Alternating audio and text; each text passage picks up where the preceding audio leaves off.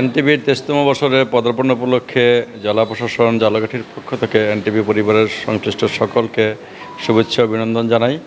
আমরা আশা করি এনটিভি যেভাবে দেশ ও জাতির কল্যাণে সত্য প্রচারে অঙ্গীকারাবদ্ধ, তাদের সেই সত্য প্রচার অব্যাহত থাকবে এবং আগামীতে একটি বৈষম্যবিরোধী বাংলাদেশ বিনির্মাণে এনটিভির শক্তিশালী ভূমিকা আমরা প্রত্যক্ষ করতে চাই। এনটিভির সকলকে আবারও ধন্যবাদ। এনটিভির 22তম প্রতিষ্ঠা বার্ষিকীতে এনটিভিকে স্বাগত জানাই এবং অভিনন্দন জানাই।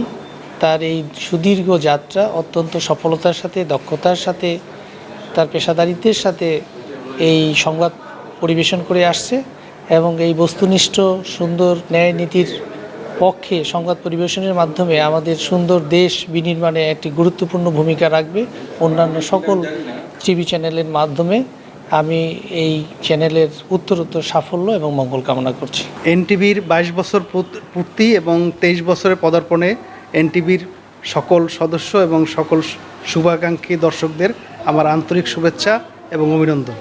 আশা করি এনটিভি আগের মতোই অবাধ, সুষ্ঠু এবং নিরপেক্ষ সংবাদ বজায় রেখে দর্শকদের মন জয় করতেই থাকবে।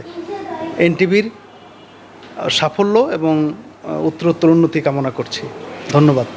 আমরা ঝালকাঠি প্রেস ক্লাবে কেক কাটা এবং আলোচনা সভার আয়োজন করেছি। এই অনুষ্ঠানে প্রধান অতিথি হিসেবে উপস্থিত হয়েছেন ঝালকাঠির অত্যন্ত জনপ্রিয় জেলা প্রশাসক। এনটিভির 22 বছর অতিক্রম করে 23 বছর পদার্পণ করা একটি কঠিন কাজ। সাংস্কৃতিক এবং সাংবাদিক ব্যক্তিত্ববৃন্দ, সামনে ভূমিষ্ঠ আমাদের সহকর্মী সাংবাদিক বৃন্দ, সকলকে শুভেচ্ছা জানাচ্ছি। এনটিভিও প্রথম দিককার একটি স্যাটেলাইট চ্যানেল। আমরা বোধহয় টিভির পরে এনটিভি আসছে কিনা আমার একটু মনে পড়ে, মাঝখানে অন্য কোনো টিভি আসছে, এটিএন বাংলা আসছে, তারপরে এনটিভি আসছে।